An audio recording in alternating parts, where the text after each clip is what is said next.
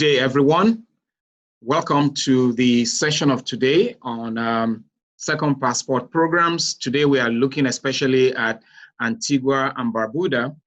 And by the time the program gets underway, you will know the reason why we have selected this very wonderful island country in the Caribbean. Let me welcome you all once again. My name is Akin with Reju. I'm a senior partner here at Topmarké Attorneys, Toronto, Canada. For those of you who have attended various sessions and presentations by Topmarké Attorneys, we want to thank you for attending this one. And for those of you who are attending any of our sessions for the first time, you're welcome. We're happy that you are here. We are going to be starting momentarily, but before I do that, I would just like to introduce two very distinguished persons who are also members of the panel on the program of this afternoon. The very first person I'm going to introduce is Mrs. Charmaine Quinland Donovan. She is the Chief Executive Officer of the Citizenship by Investment unit. And just a little bit about her. She's the CEO, like I told you, and her appointment took effect on the 27th of March, 2017. Before this time, she had served the CIU in different capacities. She was Chief Compliance Officer. At the time, she was Chief Operating Officer and the Acting Chief Executive Officer. And a lot of the policies and procedures for the establishment of the unit were actually due to what she did. A bit more about her background. She had a BSc with first-class honors from the University of West Indies.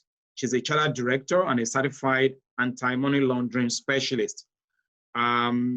She was also, before that, she had a 9-year tenure at the East Caribbean Central Bank, where she served as a bank examiner. She supervised licensed financial institutions in the Eastern Caribbean Currency Union. She led examination teams and served the Eastern Caribbean Securities Regulatory Commission.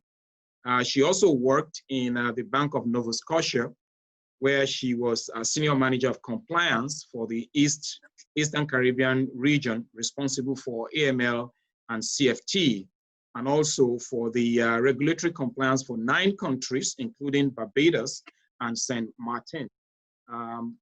She will be sharing a bit about this program and Antigua and Barbuda very, very soon. So you're welcome, Ms. Donovan. Thank you very much. Thank and you. Welcome to all the participants. Thank you. Now, the second member of our panel is someone who we call the guru here in-house. His name is Mr. Adrien. He's somebody I just like to describe as the program specialist for the CIP. And he's going to be making a presentation today to allow us to understand what the program entails, how you can take advantage of the program, especially for Antigua and Barbuda. So you're welcome, Olivia. Thank you very much, Mr. Reju, and welcome to all of our precious attendees today. Thank you very much for your precious time. I'm sure that you will find this webinar very instructive. Okay, thank you. So we are going to start, like I said, but again, let me advise every one of us to please mute our phones, our laptops, and every device that we are connected with. And then I will also advise that we set our videos to off. This helps us to conserve the bandwidth so that all of us can have advantage. Also, at the end of the presentations, we are going to allow us to ask some of our questions. We've provided, of course, the Q&A box. You could put your questions there. You could type them. Then for some of us who would like to ask questions anonymously, please send those questions to info@tpmattorneys.com. info@tpmattorneys.com. is where we should send the questions to. And at the end of this session, we are going to take some time to actually answer all these questions. Okay. Thank you very much. I'm trying to share my screen. I hope we can all see my screen there. Yes, we can. Okay. All right. Thank you. Thank you very much. Yeah. So I'm going to tell you a bit about Topmarké Attorneys. Today, the program is being anchored or hosted, if you like, by Topmarké Attorneys. And a little bit of the overview of what we're going to be looking at today. I'll tell you a bit about Topmarké Attorneys. Then secondly, I'll tell you about dual citizenship and second passport. Then Ms. Donovan will come in and tell us a bit about Antigua and Barbuda and give some kind of background to the CIP program. Then my colleague here, Mr. Adrien, will also take us through some of the requirements and the eligibility for the Antigua and Barbuda CIP. Of course, like we promised, we are going to give you some time to ask your questions, and then we will end the show. So why don't we just get started? All right. So about Topmarké Attorneys, we are a Canadian-based legal practice company. We are into business law as well as immigration. Part of what we do, of course, family law, and we also do a lot of programs relating to investigations. We also have, of course, child support.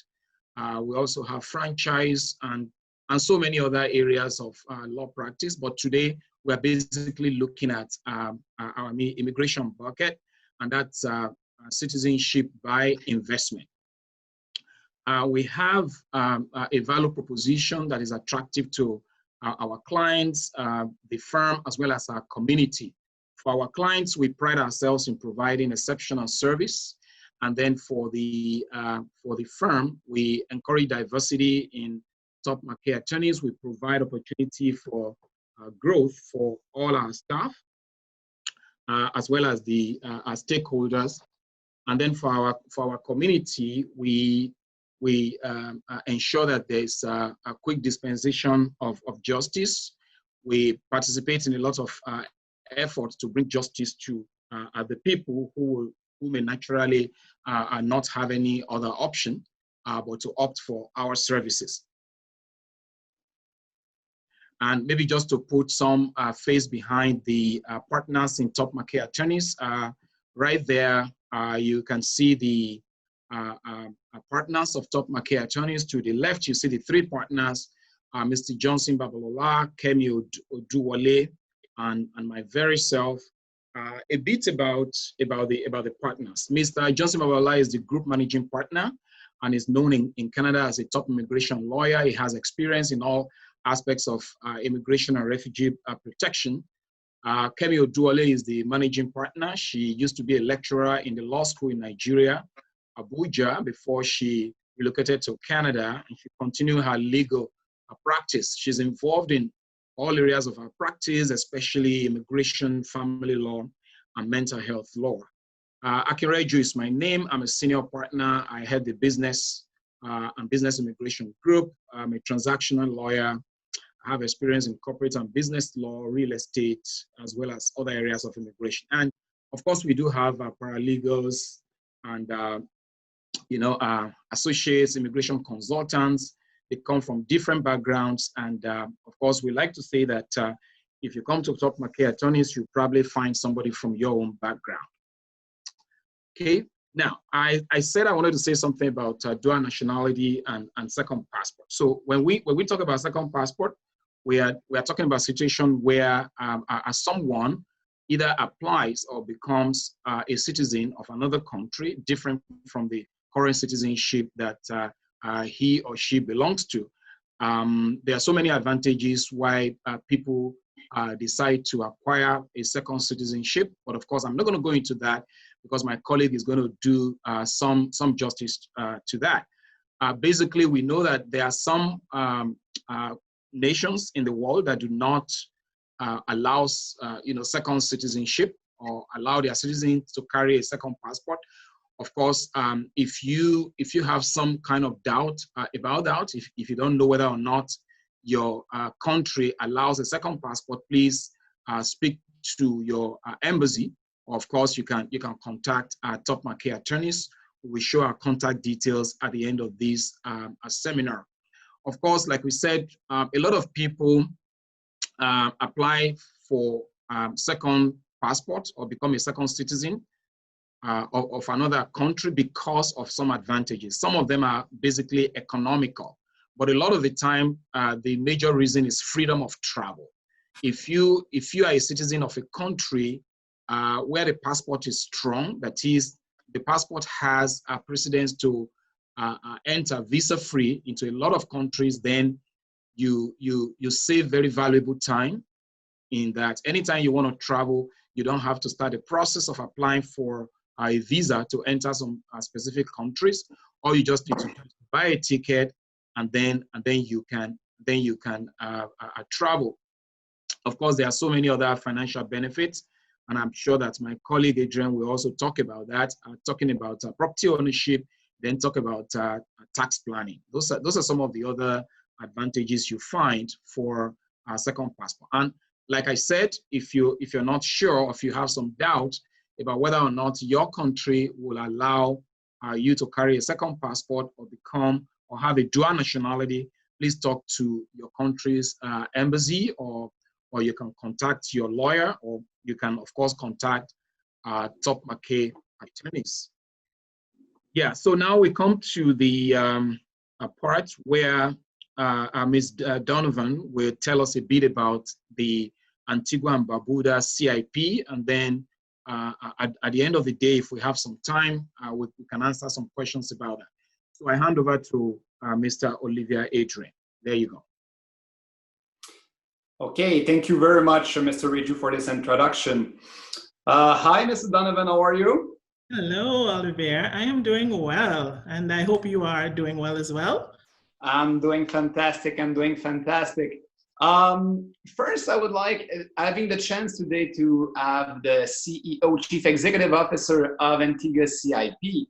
I would like to ask you, what is the importance of Antigua CIP for the country of Antigua and Barbuda? Oh, well, Olivier and Mr. Reju, thank you so much for inviting me to speak to your participants today about this wonderful opportunity that is called the Antigua and Barbuda Citizenship by Investment Program. Now, the CIP, as it is affectionately called here, is actually very significant as it relates to the sustenance of our economy. We have been traditionally a tourism-dependent economy, and as you know, with the coronavirus pandemic, the tourism industry has taken a severe blow. So the funds coming in from the Citizenship by Investment Program is even more important to the economy of Antigua and Barbuda. Hence, this is the reason I'm so excited to be able to share this opportunity with your participants. Wonderful, wonderful. Certainly, we can imagine that in these unprecedented times, CIP program is very vital to the country. Speaking of vital to the country, one of the nice features of Antigua CIP is the transparency and the very precise information provided by your unit. We have seen in the latest report that Nigeria is now in the top 3 most important market for the program. Can you tell us about the importance of the Nigerian market for Antigua CIP, and also of the expertise and the know-how that your team has developed into reviewing and ensuring a proper, efficient process for these applicants coming from Nigeria? You are very correct, Olivier. We are seeing quite an uptake in interest from Nigeria, and I really would accredit it to the positive experience these applicants have had through the program. As you rightly said, because we have been processing quite a number of these applications, our team has become expert in being able to guide the agents and other stakeholders as to what needs to comprise the application to ensure that it is efficiently processed. I just wanted to highlight a few key matters that are specifically related to Nigeria. So for instance, we speak about the birth certificate from the National Population Commission. We have been accustomed now to the fact that persons who are born after 1989 are able to provide you with a birth certificate, but those who were born before that would be able to give you an attestation of birth from the National Population Commission. And once we have these documents, you find that the application is processed with ease. You're not seeing the back and forth between the unit and the agent trying to get the documents to ensure that we have this information that we need. Additionally, what is peculiar to Africa, and particularly Nigeria, is the fact that persons who have changed their names are required to provide, the name is published actually in the newspaper. That's not normal in our jurisdiction, but we realize that this is a feature of the Nigerian community. And so we encourage persons to submit a clipping of the publication, the newspaper where their new name, their old and new names were published. And if not, you would really need to have a proper attestation or proper affidavit to explain why it is we do not have this documentation. Perhaps your name was changed some time ago and you're no longer able to obtain that newspaper clipping.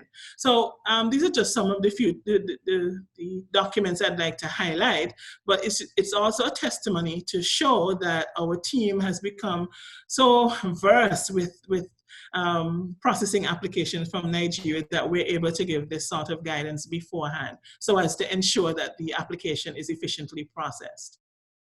Wonderful. And as I will properly describe a little bit later in the presentation, with the processing time that is as quick as 3 to 6 months, obviously that know-how about the Nigerian market and its specificities is certainly welcome for our clients. That is correct.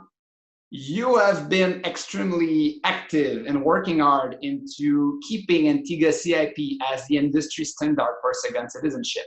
One of the latest change that occurred in the last few months was a revision of the University of West Indies option to make it a very, very, very attractive option for a large family of 6 persons and more, making the cheapest option on the market. Can you tell us how you are able to bring a solution like that? And what's the vision of Antigua CIU toward these large family and how you can be that attractive? Okay, well, thank you, Olivia. Well, we actually have 4 investment options, and I know that you will speak more to that in your actual presentation, but it's just to show you how on the ball the Antiguan government and policymakers are. We have looked at the market and carved out unique options for persons based on feedback we've been getting from the industry, based on and balancing that with the need of the Antigua and Barbudan public.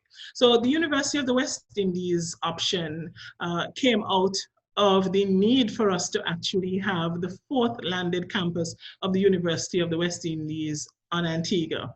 So the University of the West Indies is in the top 5 percentile of universities internationally. So it is really it's really a top-notch university.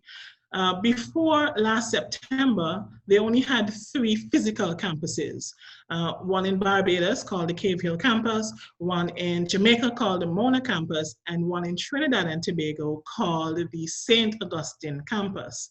The government has really, basically the government in Antigua and Barbuda, they're big on education. So there is a very high literacy rate in Antigua. We have upwards of 98% literacy rate. And this is because of the vision of our leaders. They want to ensure that no matter your income level, you're able to obtain a good education. So in keeping with that policy mindset, the Antigua and Barbuda government lobbied hard with the principals of the University of the West Indies to ensure that we can actually have a landed campus here. Traditionally, you were able to complete your first year of the university here on Antigua. As a matter of fact, I am an alumni of the University of the West Indies, and I completed my first year of studies here on Antigua. I went to Barbados to complete the remaining 2 years. Sometime thereafter, we were able to offer the first 2 years on Antigua and Barbuda. And if you want, and for your third year, you would use one of the other 3 campuses. So, you know, this is just showing you how the government has gradually ensured that the Antiguan population really has the benefit of tertiary education. So fast forward to last September, the government was really gung-ho on ensuring that we can set up the university. We actually had a campus already. We had the location, and we had buildings on the location. So the government, in order to be able to start delivering education from that facility, as well as be able to ensure that we have sustainability for that particular campus, the government came up with the University of the West Indies option. This option, as you rightly said, Olivia, is the most affordable option you will find for a large family. So for a family of 6 individuals, your investment amount is $150,000 US, and that includes processing fees. That's amazing. That's really amazing. There's no other program you can find that will be able to offer that price to you, that package to you. Additionally, if you have a member of your family who is of university age, they're able to get 1 year tuition free on the campus. I dare you to find another program that will give you something more affordable, more attractive, more valuable for your money. Oh, I did try and couldn't find any, so that's why we are here today. Ms. Donovan, knowing that you are an expert chess player, and what I mean with an expert chess player, you already think 2-3 moves in advance. Can you tell us a little bit of a teaser about what are the kind of ideas you're working with or vision you have to keep Antigua CIP as the best of its class among the market? Oh boy, there's so many things that we're working on. Which one to tell you? 4 or 5 steps. Well, we are actively working on increasing our efficiency. We've done pretty well. We're down to about 10 weeks of processing right now. And we're working towards a standard of 8 weeks. And I'm very excited. I'm very, very excited about that because there are a number of mechanisms that we're putting in place in the background. There is also a customer service piece that we're working on that I'm especially excited about because there's an old saying that you may not always remember what someone did to you, but you will always, or what they said to you, but you'll always remember how they make you feel.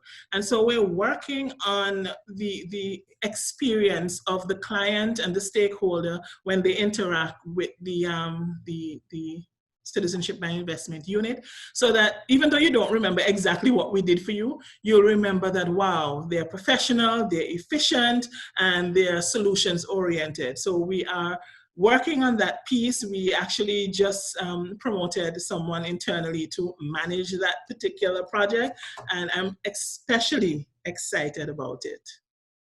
Wonderful. I've witnessed this firsthand, the progress and the step forward that the Antigua program has made under your leadership. So I do trust that these experiences will only improve in the future. Thank you very much, Mrs. Donovan. Very appreciate your time. You're welcome. It's my pleasure. Are you able to stay with us? I understand that you have a very, very busy schedule. So it's up to you so far.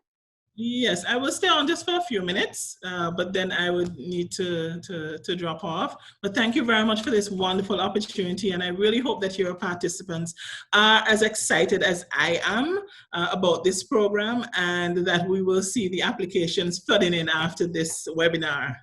We'll work hard on making it happen. Thank you very much, Mrs. Donovan. Thank you too. Okay, wonderful discussion once again.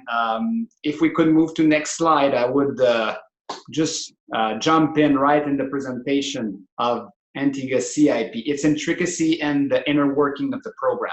But first and foremost, let's discuss a little bit about Antigua, the country in itself. Before becoming a citizen of that Twin Island nation, one must know a little bit about the country. So Antigua and Barbuda is a British Commonwealth and United Nations member. The country is two islands, the island of Antigua, where you will find most of the population. The capital city, St. John, is on the island of Antigua. So is the VC Bird Airport. The island of Barbuda is less habited. It's more for natural preservation. Very beautiful island, known for its pink sand on the beaches. So Antigua, we sometimes refer to the country as Antigua, given that the population is mostly living on that island.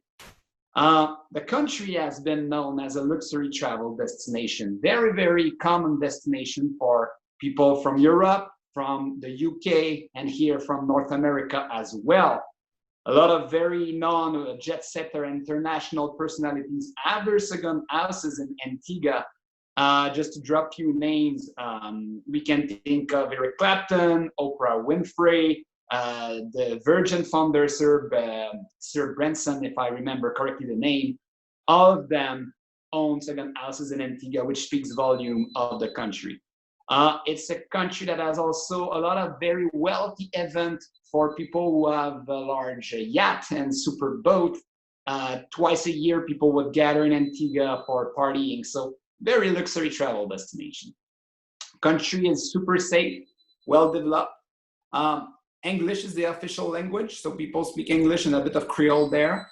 Antigua and Barbuda is the travel hub for the Caribbean region. There's a brand new airport and a lot of international flights coming from Canada, United States, from the UK, are going first to Antigua before spreading people to the nearby island of the communities. Finally, there's a quality infrastructure. So for high net worth individuals, VIP clients moving to the island, they will be able to find nice hotel, nice restaurant, proper accommodation. So quality infrastructure are also part of what Antigua and Barbuda offers. So we've been telling you it's the best passport out there, it's the best passport out there. How can we make such a bold statement? Well, reason is very easy. On one end, Antigua and Barbuda offer the strongest CIP passport in the Caribbean region, providing visa-free access to 165 countries, including, most importantly, Europe, so Schengen region, the United Kingdom, Hong Kong, Russia, India, Singapore, and many, many more business destinations. So think about the power that provides such a passport. All of a sudden, you don't need to queue at the embassy. You don't need to wait for a visa. You can pop on a plane, especially once that pandemic will be over. You can pop on a plane and travel to Europe and Asia business destination and Russia and India and access the world as you would like it to be. So on one side, we have the most powerful passport. On the other side, we also have the less expensive option in the Caribbean. So here's I'm going to describe who can be included in an application and what are the costs associated with that application. So every application is linked to a principal applicant. Principal applicant must be 18 years old in order to apply. And that's basically the only criteria. It's a simple program, very straightforward. So no need to have business experience, language requirement, or education requirement are not there. As long as the principal applicant is 18 years old and more and able to make the investment, have the money to pay for the investment, he is good to go. Obviously, the program is looking for people of good character, so not having any criminal record, and that's it. Principal applicant can include on his application one spouse. They can include without any restriction all children or spouses' children that are under 18 years old. They can also include children who are between 18 and 28 years old inclusively that are student, full-time, and are financially dependent of the principal applicant. And finally, although not shown there, parents or spouse parents who are 58 years old and more, financially dependent of the principal applicant and living with him, can also be part of the application. So as you can see, one principal applicant can include parents, spouse, and children on their application. All applicants will undergo medical and security screening. Antigua is very keen on having a best of its class program, so it comes with obligation in terms of due diligence. So as I've mentioned, we are looking for applicants who have no problem with criminal history or pending investigation. What are the investment options to secure this great citizenship and passport? So you must choose between these options. A simple donation to the government. So we call that the NDF option because funds are going to the National Development Fund, so NDF. The amount is $100,000 for a family up to 4 persons and $125,000 for a family of 5. Okay, that's a one-time non-refundable contribution that is paid to the government. For large families, as we just said, there's this University of the West Indies option that is quite similar. It's a one-time non-refundable payment. It's only available for a family of 6 persons and more, and the cost is $150,000, inclusive of government processing fee. Right next in this presentation, I will discuss the fees that are associated with this program, so you can have a good idea. And finally, there's a $200,000 option for real estate investment. We do offer a great real estate project that is called Veranda Estate. What is Veranda Estate? You are buying yourself a nice vacation home in a gated, secure gated community in Antigua and Barbuda. So those fully furnished villa comes with a splash pool. They are either 2 or 3 bedrooms. We're talking of property of 10,000 square foot piece of land. And as an investor, you have a freehold title deed over both the property and the land plot. So it's very unique in the Caribbean, strong value thanks to that freehold investment. The gated community of Veranda Estate is professionally managed and maintained by the developer, which is Elite Island Resort Group. Elite Island Resort Group is the largest property manager, hotel operator, and developer in Antigua and Barbuda. They own roughly 50% of the hotel room in the country. So you can be ensured that by investing in their property, you're working with the prime developer in the country. We are offering these property, as I've mentioned, in a very desirable gated community that is just near world-class beaches, like every shore of Antigua and Barbuda, a very popular resort, and a great national park named Devil's Bridge. The property must be old for 5 years. That's what we call the holding period. So by law, all investors who make the acquisition of a villa in Veranda Estate need to keep that property for 5 years. So during these 5 years, we got you covered. We have an income producing rental program. Everything is managed by the developer, and every expenses are also taken in charge by the developer. So never you will have to spend a penny to maintain your asset, and you will receive rental revenue during the holding period. That slide shows the project. So as you can see, we have a lot of units still available. Green land plots are available. So as you can see, there's still about 40% left in the inventory. The process is super simple. Should you want to go for the real estate option, you select your land plot, you select one of these 3 models of villa. As I've mentioned, we have 2 models that are sold for $400,000. They come with 2 bedrooms, 1 with a garage, 1 without the garage, but larger living spaces. They come fully furnished. These are the photos that gives a very nice rendering of what is this project about. So as you can see, nice property, nice land plot with a little splash pool, fully furnished, beautiful interior. After the holding period, the developer will also invest $6,000 into the property to make it look new again, and would be ready to make the sales in your behalf should you want to sell the property after the holding period. Wonderful project. Don't want to spend too much time on this, but should you want to consider the real estate option, we have a great project to offer. So for all of these options, there's the investment, as I've just described, and there's also the government fees. There is 3 different government fees for this program.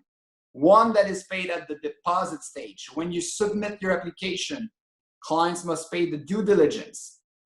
That due diligence amount is, as you can see, $7,500 for the principal applicant and same for spouse. It's obviously free for young children below 12 years old. No due diligence will be performed, therefore there's no fee.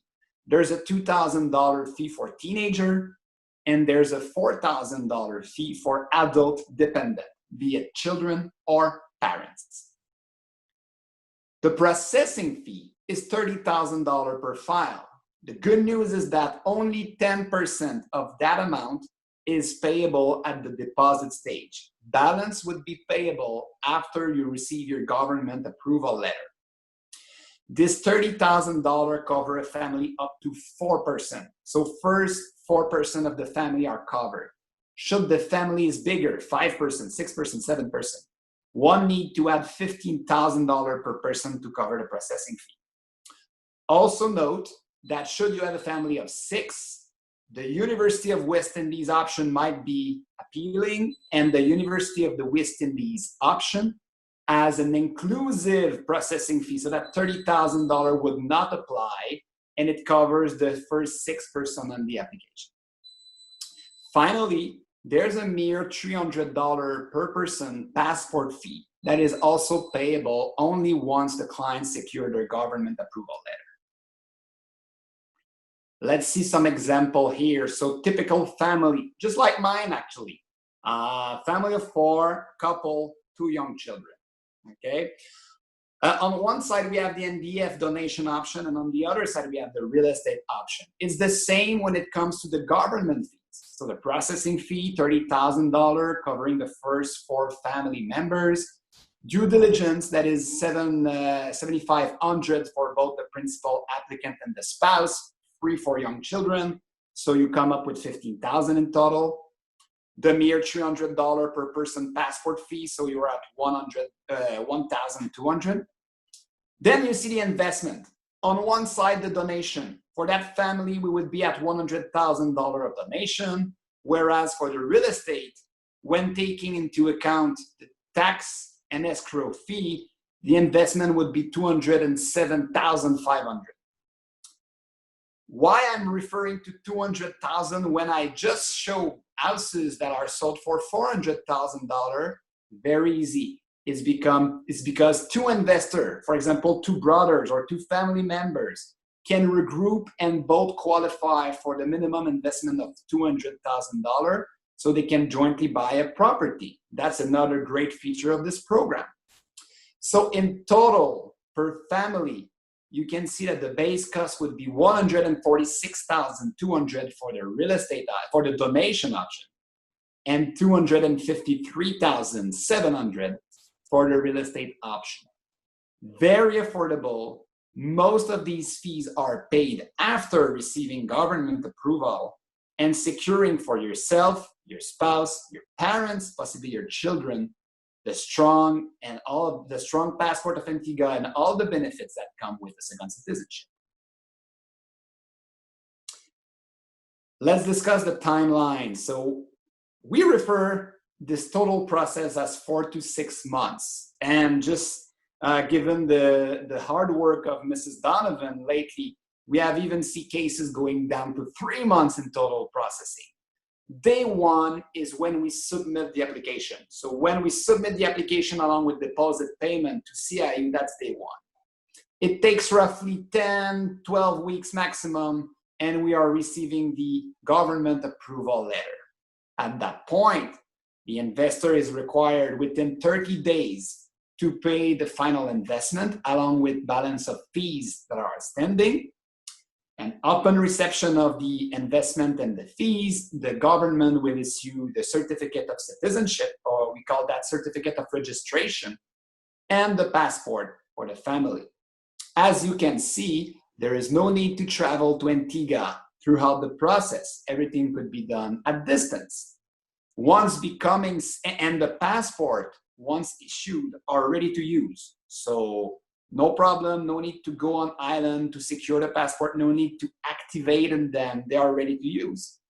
We can organize courier or delivery to you, depending on what agreement has been agreed on. All family members 18 years old and more have only one very simple condition to maintain their citizenship in time. They need to spend 1 week in beautiful Antigua, and they have 5 years to do that 1 week trip. Very easy. Right now, because of the pandemic, some people might think that it's hard to travel, but it does not matter. You guys have 5 years to make that trip. And believe me, I've been in Antigua myself. It is certainly not a punishment to spend 1 week in that beautiful island. During that week, applicant over 18 years old must also swear the oath of allegiance. That's a very simple procedure with which we can organize for you, no problem. Very simple. So that's it. As you can see, straightforward process, very simple. From the day we submit application up to the point where you hold that freedom and that passport in your hand, you can think of roughly 4 to 6 months only. Now, let me provide you with an overview of the documentation that is required. And you will see it is quite straightforward. So on the left side of that slide, you see documents that are required for all family members. So we need passport, of course, passport copy, birth certificate. As Mrs. Donovan pointed, in Nigeria, it might be challenging for people born before 1989. We can revert back to not declaration, but an attestation of birth. We have ID card that is required, marriage or divorce certificate, passport photos. All family members must go through a medical test. It's part of the application forms. And family member 12 years old and more must provide also an HIV test. Children under 12, if their mother is part of the application, are not required to take this test.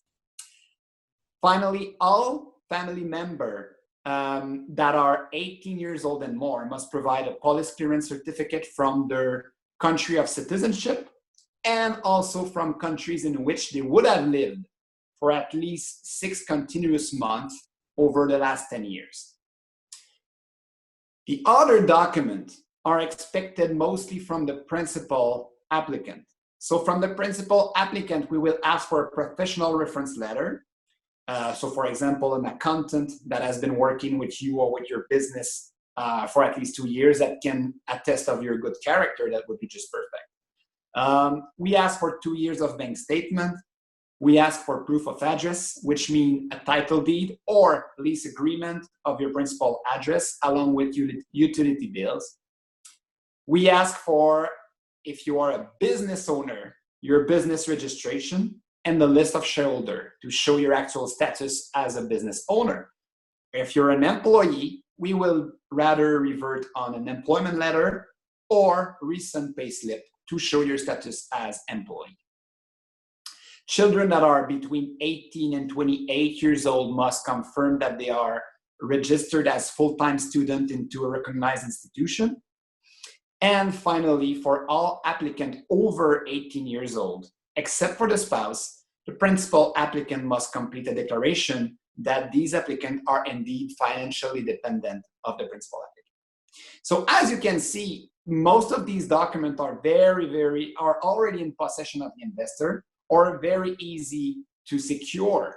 Most of these documents in Nigeria will already be in English, but if they are not in English, we are asking for a translation, and documents that are not original must be certified copy.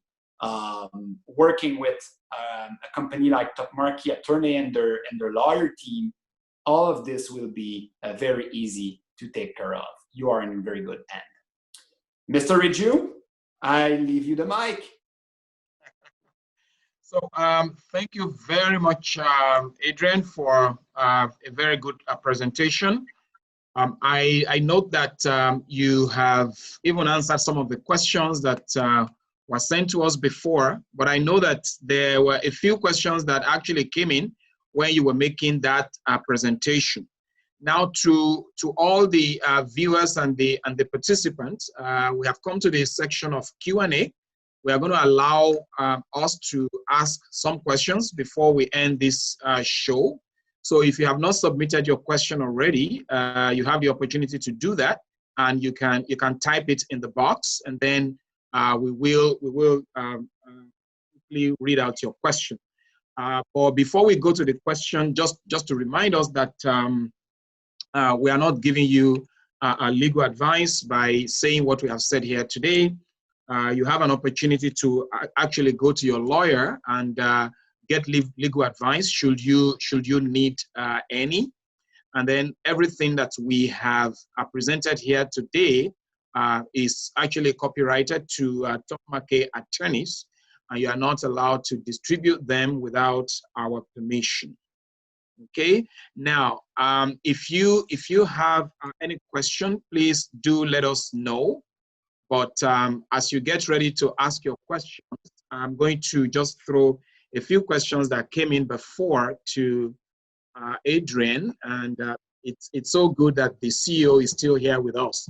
Now, the first question I have here: if I get a passport for myself, my spouse, and son, then after 2 years, if I have another child, will the child become a citizen of Antigua?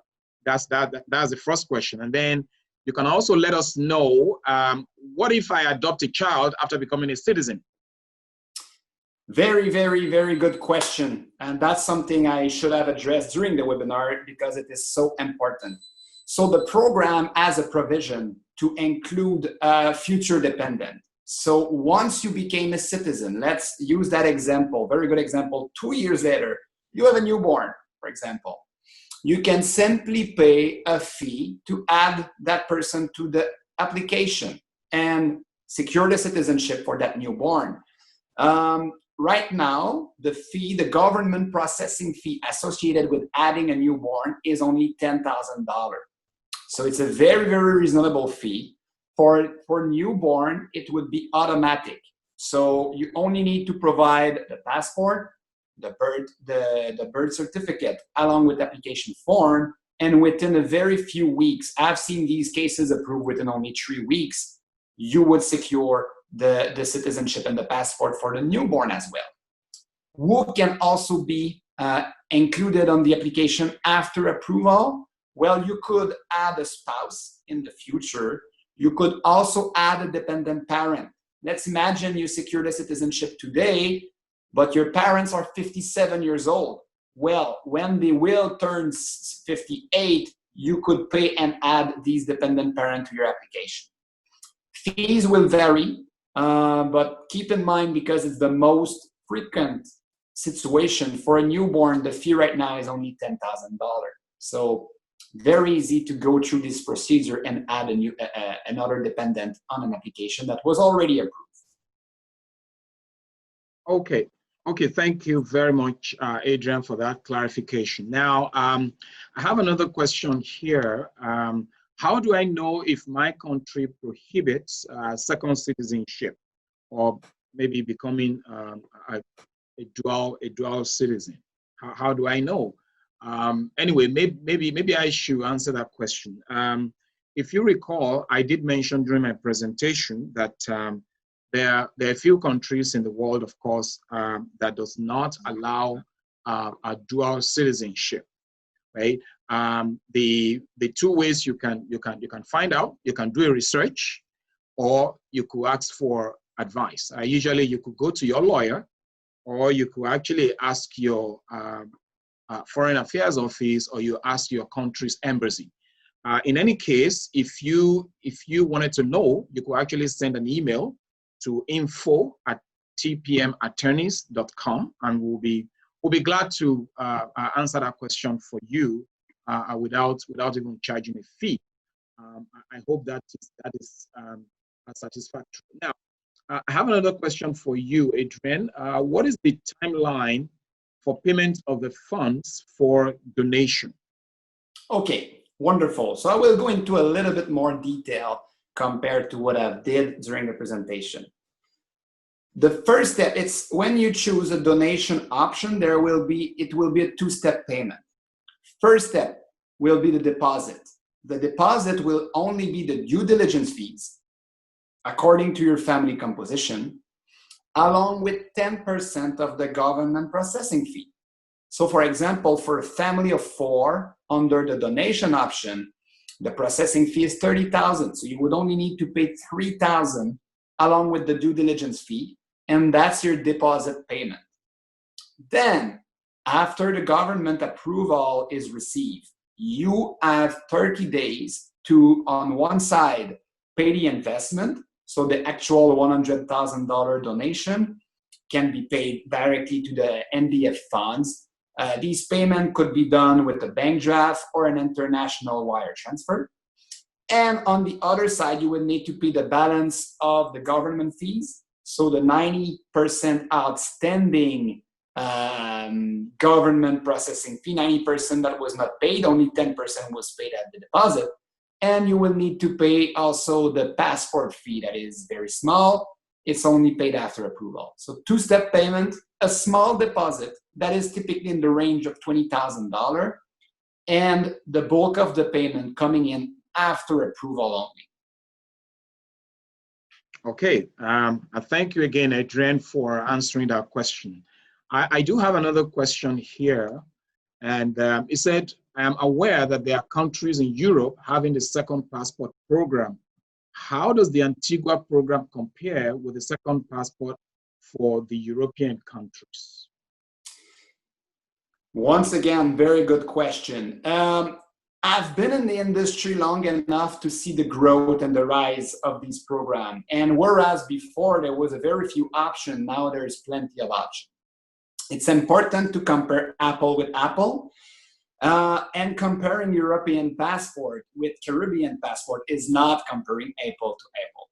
As we are seeing in this slide, the very slide that you have put on, Mr. Reju, the total cost, it's the base cost, but the total base cost for a family of 4 in Antigua is only $146,000 American dollar. Whereas the program in Europe could easily be over 1 million or sometimes 2 million euros. So these programs are roughly 10 times more expensive. Of course, they come with a benefit. Being a citizen of the Eurozone allows you to work and live in Europe, but it is certainly not a cheap benefit. Whereas with the Caribbean program, you can secure the visa-free access to Europe and UK for 1/10 of the cost. So that's the main difference. Other difference includes criteria, processing time. So when I say criteria, it is much, much easier to apply for Caribbean program, and the process is much faster. So we are talking only 3 to 6 months for Antigua, for example. So in a nutshell, that's the difference. A lot of programs, finally in Europe, are residency programs, which should in no way be confused with citizenship program.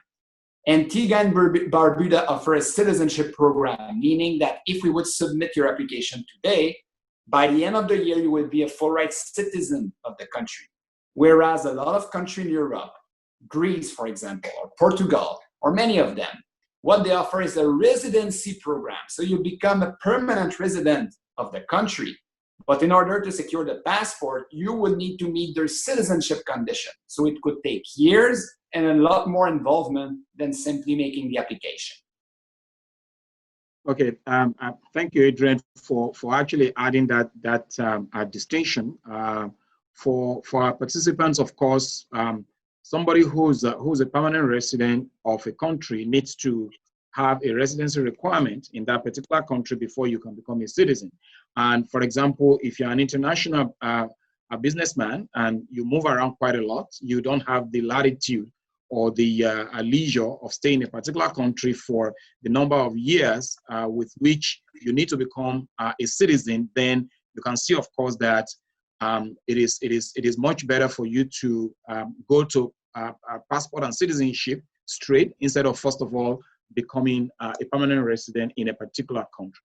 So thank you again for that. Now, there's a question here about due diligence, because Adrien, you remember you mentioned something about due diligence fees. So this question is related to that, and this person is asking, what are the due diligence requirements needed for second passport in Antigua?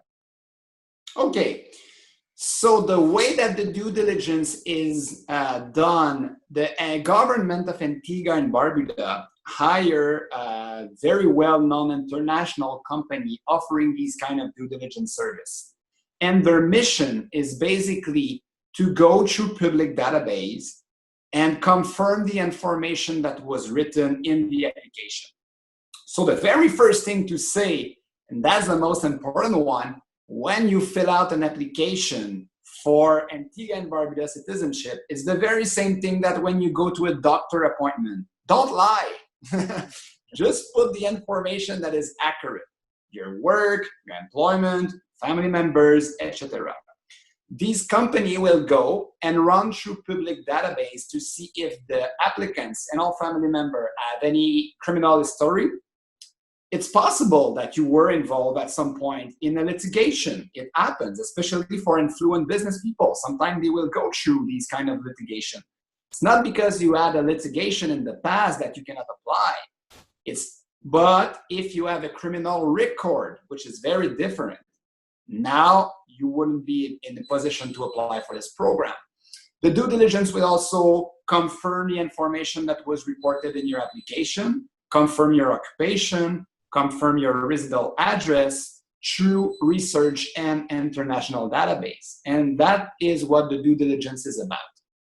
That's also why the fee is modulated by the age of the dependent. What I mean by that is that principal, applicant, and spouse, obviously there will be an in-depth due diligence, so the fee is $7,500. Children under 12 years old, there's no due diligence because they are children. They won't make any verification.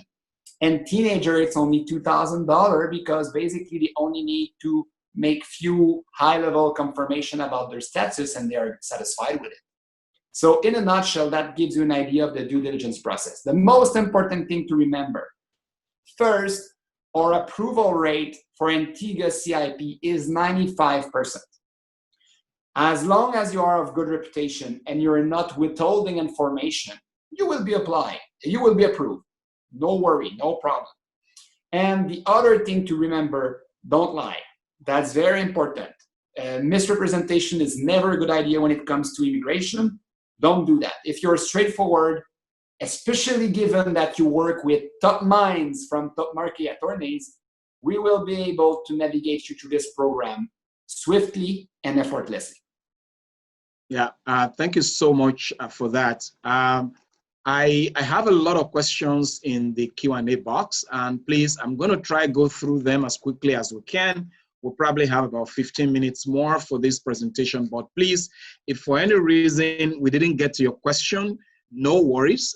We are going to put all the questions together and then provide answers, and then we will email them to all the registered participants for this program. Okay, so there are some questions that are similar to what we've asked, so I'm just going to skip at those ones. Now, there's a question here. Can you include your adult married child with his wife and child in the family application? No. The short answer is no. That would need to be a separate application. Now that introduced me to two key factors. First key factor is the benefactor. For example, let's imagine your client is 60 years old, very successful business person. He would like to secure the citizenship for himself, for his daughter that is 32 and married, for his daughter that is 27 studying in UK, and for his son that is 18 studying in Nigeria. Well, the first daughter is 32 years old. She's too old to be considered a dependent. 32 is not that old, by the way, but just for the sake of the definition. Yeah. So what the father could do, he could make his own application, having his spouse, his second daughter that is 28, and his son that is, I don't remember the age I gave him, on his own application, and act as a benefactor and pay for his daughter application. It would be a separate application, separate investment, but the money could be coming from a third party that we call a benefactor. Most of the time we see that from a father or a mother who would like to pay for the children that can qualify because they are either married or over 28 years old. The other thing that I would like to point out, in these instances, that would be a wonderful opportunity to use the clause for real estate of joint purchase. Okay. So in my very same example, the father could buy the property that is sold $400,000, but do it in a way that his daughter is investing $200,000, himself is investing $200,000, both of them would qualify for the citizenship, and they would hold an asset, as we presented in Veranda Estate, that will keep and produce income and keep its value and could be resold after 5 years. So if you have a children that cannot qualify because it doesn't fit into the requirement, you might be facing a nice opportunity to just buy yourself a nice brand new property in the Caribbean. All right. All right. Thank you for that. Now, there's a question here. What is the legal fees for processing? And then the other question is, what is the return on investment for the property track? I hope you understand what I mean. That what is the return on investment for the property track? That is, if you wanted to invest in the real estate. Yeah, typically, the way it works, keep in mind we're talking only net return right here, because all the expenses are covered by the developer. So you have no expenses to, there's not a penny getting out of your pocket during these holding period. You're only receiving money. You're not putting more money to pay for utility bill, insurance, maintenance, etc. Everything is covered by the developer. The counterpart of that is that the first $1,000 a month of revenues will be kept by the developer. So we've been renting these villas in the last few years. We've been renting these villas for about $2,000 up to $2,500 per month. So that would mean that you are receiving from $1,000 to $1,500 monthly, which equals to a roughly 3 to 4% ROI per year. That's net revenues. The money is kept in escrow and paid on a yearly basis in the month of March to the investor. So every year in March, you would receive a wire transfer in the range of anywhere between $12,000 to $20,000. That's if the villa is rent. If the villa is not rent, it could happen, especially given the pandemic right now. Well, keep in mind, you won't pay anything. So it's not like you're bleeding cash with that property. It's maintained, utility bills are paid, security is insured. It's all within a gated community that is surrounded by the developer's hotel. So everything is took care for you. You have not to worry about any expense regarding your property. All right, thank you for that. So just to remind our participants that, of course, a video of this session will be made available on our YouTube channel at a later date. So please make sure you go to YouTube and look out for Topmarké Attorneys channel and actually subscribe. When it becomes available, you will definitely be able to access this recording. Now, I have a question here, and it's quite interesting, Adrien. I'm going to pick it so you can answer it. It said, if I'm a citizen, that is of Antigua and Barbuda, maybe through this program, why do I need to pay fees for a child that I gave birth to after receiving my citizenship? It's a very interesting question, isn't it? It's a very interesting question that will bring me in some uncomfortable zone. I will simply say so. The citizenship rules are different from a country to another. For example, in Canada, if your parents are a citizen of Canada, you might still need to meet some criteria to get the citizenship. In Antigua, if you became a citizen through the Citizenship by Investment program, you are a full rights citizen, but it comes with condition. Among these conditions is the need to make a 5-day visit in the country if you're over 18 years old. So in the same kind of ideas, the Citizenship by Investment law contains provision that indeed require to pay a fee to secure the citizenship for the children. The reason is if that children would have been born when you did your application, you would have paid fees to have these children on your application. So just for a sake of, I would say, a fairness toward all applicants, a fee will apply if you need to add more applicants. Good news is that fee is really reasonable. $10,000 to secure a citizenship and a passport that will be granting your children all kind of benefits for the rest of their life. If you'd asked me, I would have loved that my parents would have done it. Okay, thank you. Just to remind us all to follow Topmarké Attorneys on any of our social media platforms. On Facebook, we are at TPM Attorneys LLP. If you just go to Facebook, you can Google it. You'll be able to catch up with some of our other programs, as well as an indication of when this particular recording becomes available. Of course, we are also on Twitter, and our handle is at TPM Attorneys. On Instagram, we are at tpm.attorneys. And by the way, we've been hosting quite a lot of very wonderful programs on Instagram. If you go to Instagram, you'll probably be able to join us when we have our next program. On LinkedIn, we are also there as Topmarké Attorneys LLP. And finally, please remember to subscribe on YouTube, Topmarké Attorneys channel. We are going to take just one more question, Adrien, and then we should be closing this program. And I have this interesting question. It says, is the program Antigua CIP or Antigua and Barbuda? Then secondly, it says, if you get citizenship, can you decide to live there? So 2 questions in one for you, Adrien. So is the program called Antigua CIP or Antigua and Barbuda? So actually, I should say Antigua and Barbuda CIP, because the name of the country is Antigua and Barbuda. It's a twin island nation. Because all of the activity is mostly happening on the island of Antigua, and for the sake of, I would say, ease, I refer to Antigua CIP. But truly, your attendee is right, Mr. Reju. We have very attentive participants. Yes. The name should be Antigua and Barbuda Citizenship by Investment Program, so CIP. Now, when it comes to living on the island, oh, certainly, becoming a citizen, you have that freedom to go there and live there anytime. You are a full right citizen of the country. You can go there, study, work, no problem. That, because you mentioned is that it's the last question, that kind of introduced me on my conclusion. My conclusion being, there's no better time than right now to step forward and make your application. Why?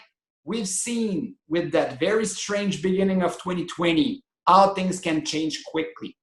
There are countries in result of the pandemic that implemented very, very tough currency control, even tougher than in Nigeria. And people are now unable to escape funds of the country. There are countries that went with a very, very intense shutdown, and citizens are just no longer able to travel outside of the country. There's a lot of uncertainty in our world, especially in an unprecedented times like now. Securing your second citizenship right now, while it's available, while it's cheap, while you have a team like Topmarké Attorney that can walk you through this process easily, there's no better time to make your application, secure your second citizenship for yourself and your family. So no matter what happens in the future, you will not only benefit from a very strong passport, you will not only be in position to maybe have a better tax planning or financial planning, but you will also have this very safe, beautiful, and peaceful island in the Caribbean that you can call home no matter what happened in your own country. And I think this is certainly the strongest insurance policy business people and high net worth individual can secure. All right. Thank you so very much there, Adrien. Unfortunately, we have to end this program. Thank you so much for participating, all our participants. Please, just to remind us that if you had asked questions and put it in the box and we're not able to answer, so please just watch out in your email. We are going to answer those questions and send it to all the participants at this particular program. Now, for contact, you could contact us through our email. Is info@tpmattorneys.com, and of course, our website address is www.tpmattorneys.com. We also do have a contact office in Lagos, Nigeria. The address is at 2 Tunde Gafar Close, Ikeja, Lagos, Nigeria. And in Abuja, we are at 13 Ikeja Street off Oyo Street, Gariki 2, Abuja, Nigeria. But of course, you can always contact us by calling our general line 416-733-8585. My name again is Akin Reju. I want to say thank you very much to the CEO of the Citizenship Investment Unit, Mrs. Charmaine Quinland Donovan, who was with us in the beginning and actually gave us a very wonderful introduction to this program. And then all my thanks also go to my colleague here, Mr. Adrien, for addressing all the questions that our participants have asked. And please, if you have any question that has been unanswered, please remember to email them to info@tpmattorneys.com. And until we come your way again with one of our programs, I am saying thank you from all of us at Topmarké Attorneys, and we look forward to seeing you online through any of our social media platforms. We have it right there on display. We're on Twitter, we're on Facebook, Instagram, LinkedIn, and of course, please remember to go to YouTube. Thank you very much and enjoy the rest of your day.